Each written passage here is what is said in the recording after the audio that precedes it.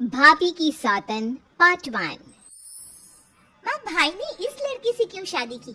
मुझे ये अधीरा बिल्कुल पसंद नहीं है।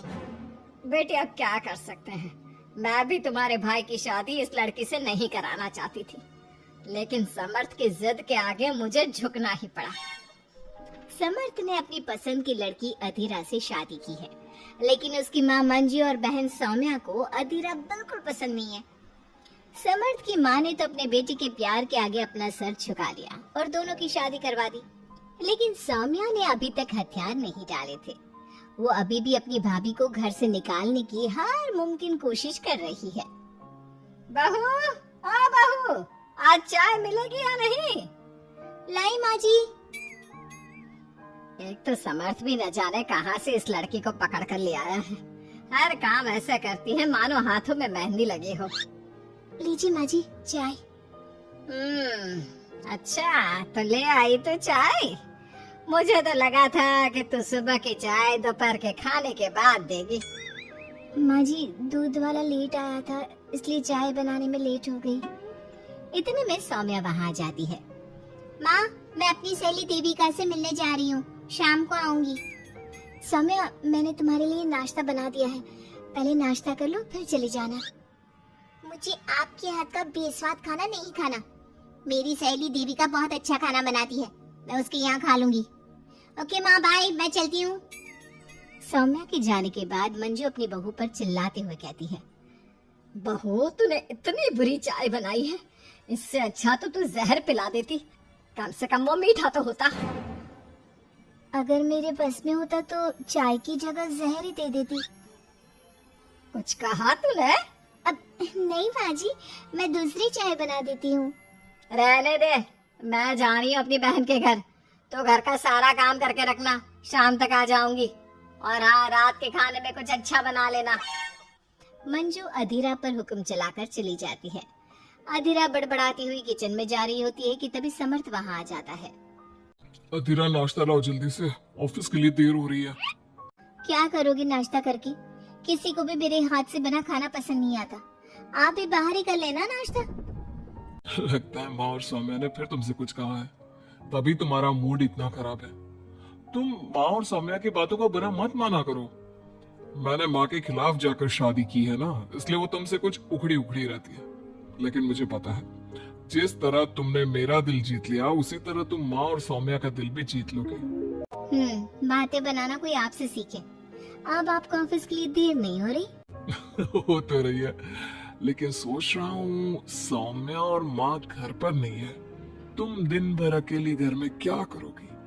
मैं आज ऑफिस की छुट्टी कर ही लेता हूँ। नहीं नहीं नहीं, मैं घर में अकेली रह सकती हूँ, आप ऑफिस जाओ। चलो जाओ और अपना काम करो। समर्थ ऑफिस चला जाता है और शाम को जब सभी घर आते हैं, अधीरा सबके लिए बड़े प्यार से खाना तैयार करके रखती है। सौम्या सबसे पहले किचन में जाती है।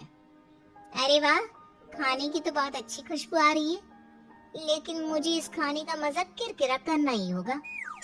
सौम्या खाने के अंदर बहुत सारी हल्दी डालकर चली जाती है। उसके बाद अधीरा सबके लिए खाना लगाती है, लेकिन किसी को भी खाना अच्छा नहीं लगता। छी भाभी, कितना बुरा खाना बनाया है। इससे अच्छा तो आप हमें मना ही कर देती कि आप खाना बनाएंगी ही नहीं, तो हम बाहर से ही कुछ अच्छा खाकर आ जाते। कम से कम हमारे मुंह का स्वाद तो नहीं बिगड़ता। बहू, तूने हम सबको सुबह बिना खाना खाए निकाल दिया, और अब भी हमें बिना खाना खाए सोना पड़ेगा। क्या करती हो अधीरा? तुम्हें खाना बनाना भी नहीं आता क्या? दिमाग खराब कर दिया। समर्थ गुस्से में वहां से चला जाता है, उसके पीछे पीछे सौम्या भी जाती है। भैया, हमने आपसे कितना मना किया था कि इस लड़की से शादी मत करो मत करो, लेकिन आपने हमारी एक नहीं सुनी। आप मेरी सहेली देविका को तो जानती हो ना, सुंदर होने के साथ साथ हर काम में माहिर है। सौम्या देखो, मैं वैसे ही परेशान हूँ, तुम मुझे और परेशान मत करो, जाओ यहाँ से। सौम्या ने समर्थ के दिल में अधीरा के लिए नफरत डालने की कोशिश की। अगली सुबह अधीरा जल्दी सोकर उठी और सबके लिए नाश्ता बना लिया, लेकिन समर्थ बिना कुछ खाए ही ऑफिस के लिए निकल गया। सौम्या भी ये सब नोटिस कर रही थी। उसने देविका को घर पर बुला लिया। देविका, आज भैया बहुत गुस्से में है, आज तुम ऐसा खाना बनाओ कि भैया उस अधीरा की तारीफ करना भूल जाए। सौम्या, तुम ये सब क्या कर रही हो? तुम्हारा भाई शादीशुदा है, वो कभी मुझसे शादी करने के लिए तैयार नहीं होगा। लेकिन तुम तो भाई से पहले से ही प्यार करती थी ना? हाँ करती थी, लेकिन ये उन दिनों की बात है ना। चुप रहो तुम। अगर तुम्हें भैया को पाना है तो तुम्हें वही करना होगा जो मैं कहूंगी। सौम्या ने जैसा जैसा कहा देविका ने वैसा ही किया। देविका ने बहुत ही स्वादिष्ट खाना बनाया। शाम को सभी लोग इकट्ठा हुए और सबने एक साथ मिलकर खाना खाया। इतना मजेदार खाना खाकर सबने देविका की खूब तारीफ की। समर्थ ने अपनी पत्नी को ताना देते हुए कहा, अधीरा, देविका ने कितना अच्छा खाना बनाया है। तुम्हें देविका से खाना बनाना सीखना चाहिए। अब तो ये रोज की बात हो गई। सौम्या हर बार देविका को अपने घर बुलाती और किसी न किसी बात पर अधीरा को शर्मिंदा करती। सौम्या अपने भाई की बात देविका से कराने लगी। अब समर्थ भी देविका से प्यार करने लगा। सौम्या ने अपने भाई से कहा, भैया आपको देविका पसंद है ना? अरे तुम ये क्यों पूछ रही हो? क्योंकि मैं चाहती हूँ कि आप देविका से शादी कर लो। अरे सौम्या, ये मुमकिन नहीं है, क्योंकि देविका मुझसे शादी करने के लिए कभी तैयार नहीं होगी और अधीरा भी इस रिश्ते से खुश नहीं होगी। आप देविका की चिंता मत करो, उससे मैं बात कर लूंगी। आप बस अधीरा भाभी को समझा दो। सौम्या की बात सुनकर समर्थ अधीरा के पास जाता है। वो उससे अपनी और देविका की शादी की बात करता है। अधीरा, मैं देविका से शादी करना चाहता हूँ। क्या? आप शादी करोगे? लेकिन क्यों? क्योंकि मैं उससे प्यार करता हूँ। प्यार तो आप मुझसे भी करते थे। कल कोई और लड़की पसंद आ जाएगी तो तीसरी शादी कर लोगे? देखो अधीरा, तुम्हें घर में कोई पसंद नहीं करता। तुम्हारी शादी मैंने माँ के खिलाफ जाकर की थी।